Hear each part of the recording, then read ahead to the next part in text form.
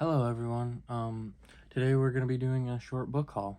These are just some books I got for free over the week and also a book that I picked up at an antique store I visited. And first from the haul, we have Great Quotes from Great Leaders, compiled by Peggy Anderson. I have always found books that contain quotes from historical leaders very fascinating, so I think it's a great idea to have a book full of just quotes from historical leaders, and I'm excited to look into it. To keep it short, next up we have Echoes of Glory, Arms and Equipment of the Confederacy. This one has a very cool cover in my opinion, and it holds exactly what you would think. It has a bunch of images along with text describing and showing the different things that these Confederate soldiers would use to battle as well as to just simply stay alive. This book fascinates me because it's hard to find a solely Confederate Army book when it comes to the Civil War, as most media was surrounding the Union Army. But I just find that both sides are interesting in their own way. In no way am I trying to say that anything the Confederate States of America did was good, as it was obviously evil in most cases. I am just trying to say that it is interesting to see both sides of the battle and both sides of war. I also find this interesting because at this time, Confederate equipment was not the same as Union equipment, and you can tell this in the book with some of the equipment used by the Confederacy. This is simply because the southern states did not have the same access to manufacturing as the Union Army did straight away in the battles. Next up, we have a big one, that being The Photographic History of the Civil War, Fort Sumter to Gettysburg. As I said before, this book is huge. It is 1,371 pages. This book is made up of nearly 2,000 images from the Civil War and the battles that took place during it, as well as things such as prison camps and many other things related to the Civil War. Alright, one Barnes & Noble's trip later, and there's more books to be shown. Starting off small, I have this little Constitution and Declaration of Independence mini booklet, I think is what you would call it. I just thought this was something interesting to get. To keep things going, next in the hall, I have this Reconstruction era based book named The Failed Promise.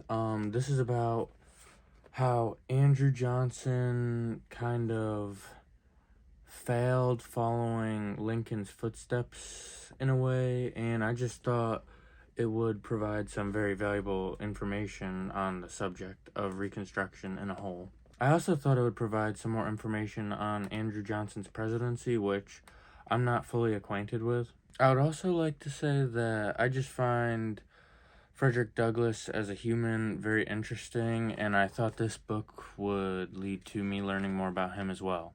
Moving on, but staying on that topic, I also decided to purchase Narrative of the Life of Frederick Douglass. This is just most of Frederick Douglass's writings compiled into a narrative. I believe this will help me learn about Frederick Douglass in a more personal way, as he tells his story escaping from slavery and other various things. Moving on from all things Reconstruction and Frederick Douglass, I have A People's History of the United States by Howard Zinn.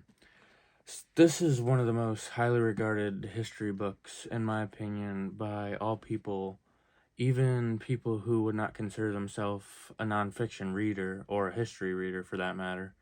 So I figured this would be a great buy and something that I think is an essential read. This book's main focus or ideal is to tell the story of America through the viewpoint of the less fortunate or people of the middle or lower class.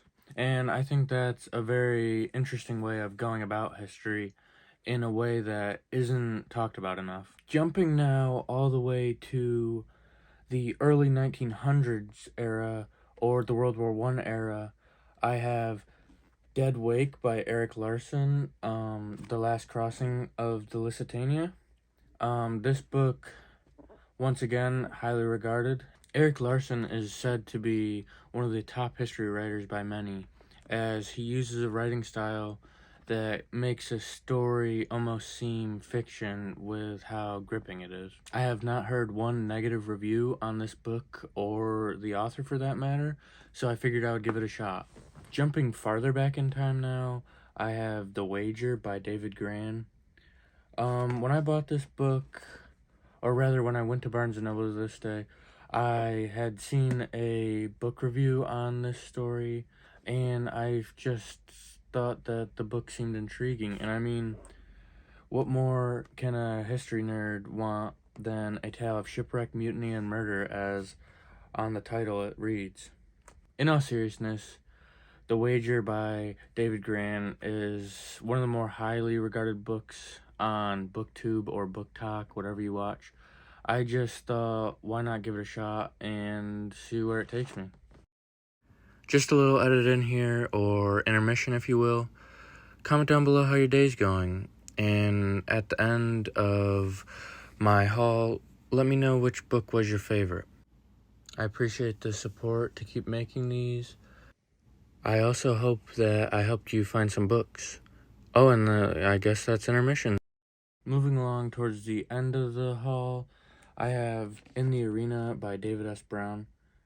This book's main focus is showing Theodore Roosevelt's relevancy today, as well as putting his relevancy back into his own time and showing how he is a leader of both past and present, and how his ways can translate to today in some ways.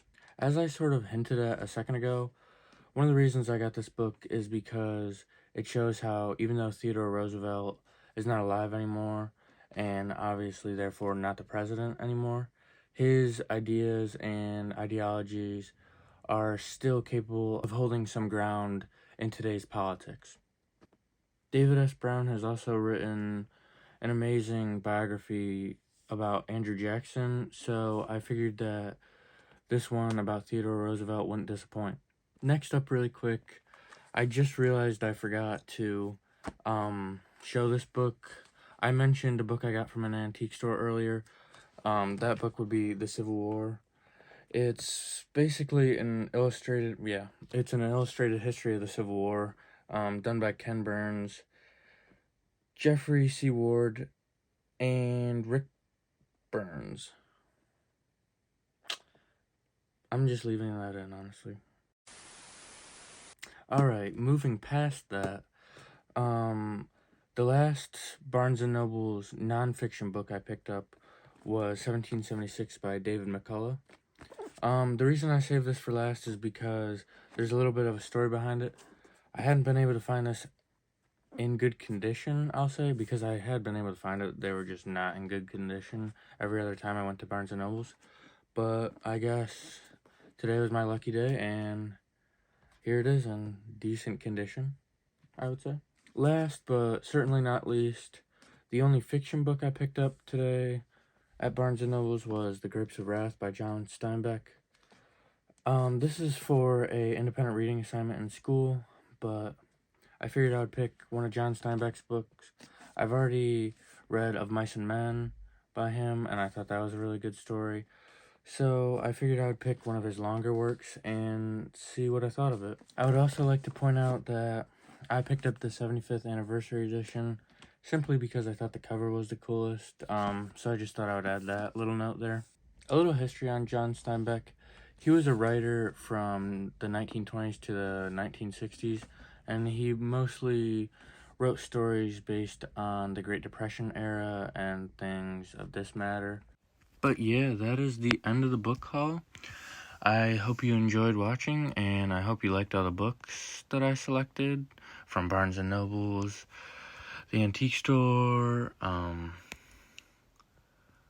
free books, anything of that nature, really. Once again, let me know which book was your favorite.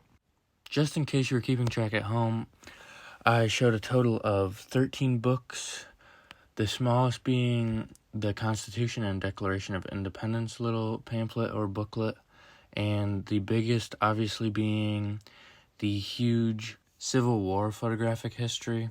But yeah, once again, thank you for watching, and I hope you have a good rest of your day or night.